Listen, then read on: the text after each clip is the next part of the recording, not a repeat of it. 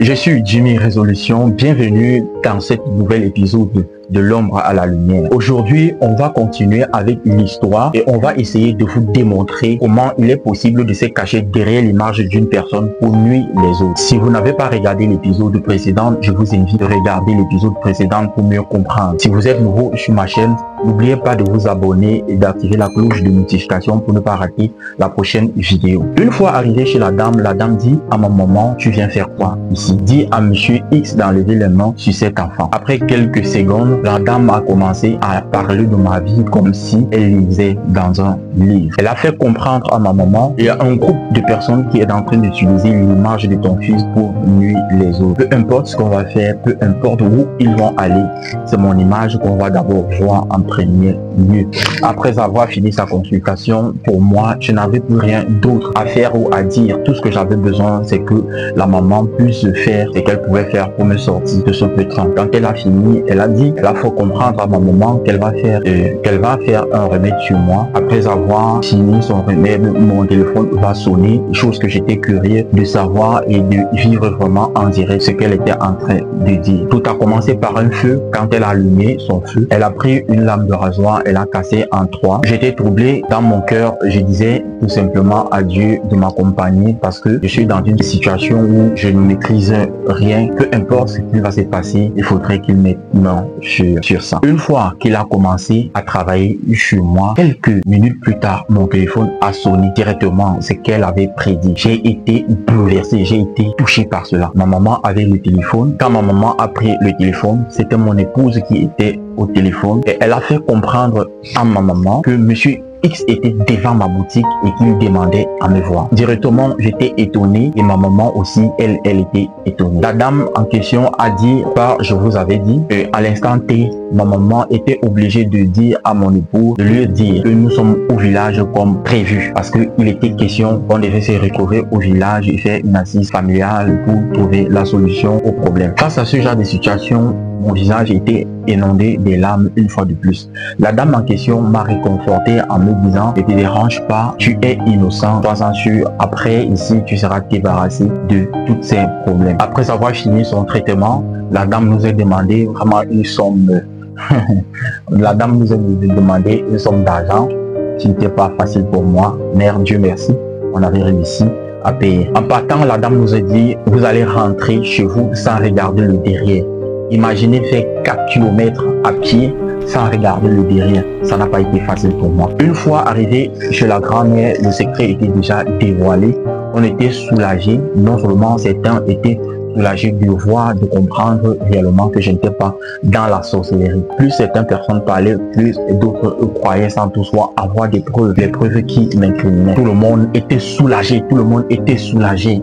Et vous pouviez imaginer la suite, les paroles du char qui sont pensées qu'ils pouvaient nous atteindre, et en ce moment, comme le secret est dévoilé, on va voir réellement où le problème va arriver. Une fois aux environs de 15 heures, il fallait retourner en ville, dans ma ville de résidence et ma maman aussi. Nous sommes arrivés dans la ville de Bafoussam, on s'est arrêté là-bas. C'était la ville de résidence de ma maman, on s'est arrêté là-bas. Et en soirée, aux environs de 22 heures, j'ai continué la route pour ma ville de résidence. La dame nous avait aussi dit de faire 3 jours à la maison, que à mon arrivée dans ma ville de résidence, je devais faire 3 jours à la maison sans aller au travail. Le lendemain de mon arrivée dans ma ville, monsieur X m'a encore cherché une fois de plus, et cette fois-ci, il a fait plus de 2 tours dans ma boutique sans me voir. Quand il arrive à la boutique, mon épouse lui dit, vous avez son numéro, essayez de l'appeler. Il répond à mon épouse qu'il ne peut pas m'appeler, qu'il veut me voir physiquement. Après les 3 jours qu'on m'avait demandé de faire à la maison, j'ai recommencé les activités normalement. Mon premier jour à la boutique, aux environs de 10 heures, j'étais placé dehors en train de faire des commentaires avec les voisins et chacun voulait savoir comment le voyage s'est passé. Aux environs de 10 heures, j'étais tous placés et certains amis ne parlaient plus, et quelques secondes plus tard, l'un de mes voisins m'a dit qu'on me cherchait, et quand j'ai tourné la tête, j'ai vu que c'est monsieur X qui était devant ma boutique et qui voulait me voir.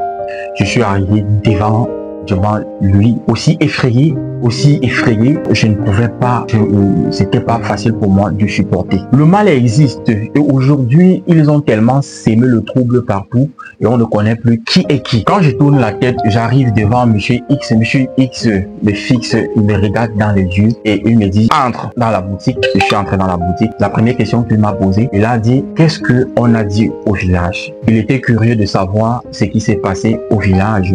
Je suis resté silencieux. Après, avec insistance, après quelques secondes, je lui ai tout simplement dit, on a donné, il était question qu'on devait se retrouver au village et je suis arrivé là-bas, j'étais tout seul. Donc on n'a rien dit. Quand il insiste à savoir ce qui s'est réellement passé, je lui dis, Monsieur X, tu es censé savoir ce qui s'est passé.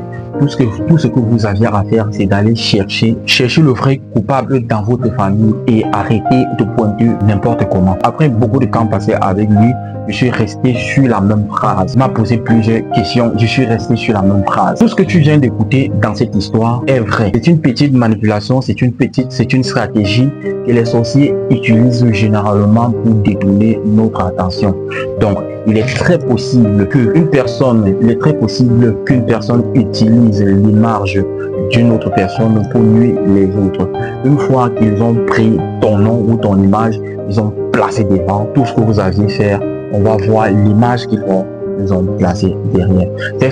Certains sont aujourd'hui victimes de la sorcellerie sans être dans la sorcellerie. Certains sont victimes de ça. Certains sont aujourd'hui appelés sorciers tout simplement parce que d'autres ont utilisé leur image pour atteindre certaines personnes. Chez nous, on a vu plusieurs cas comme ça.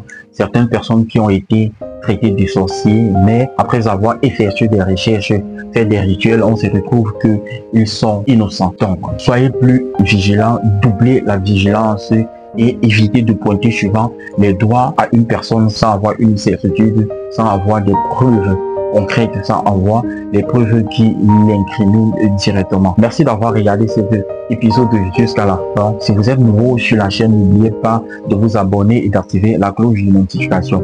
À l'épisode suivant, nous allons débattre, nous allons donner plus de détails, certaines questions qui nous préoccupent dans ce livre. À bientôt pour une nouvelle vidéo. Ciao. Chita, ogano, mbindate, atinende.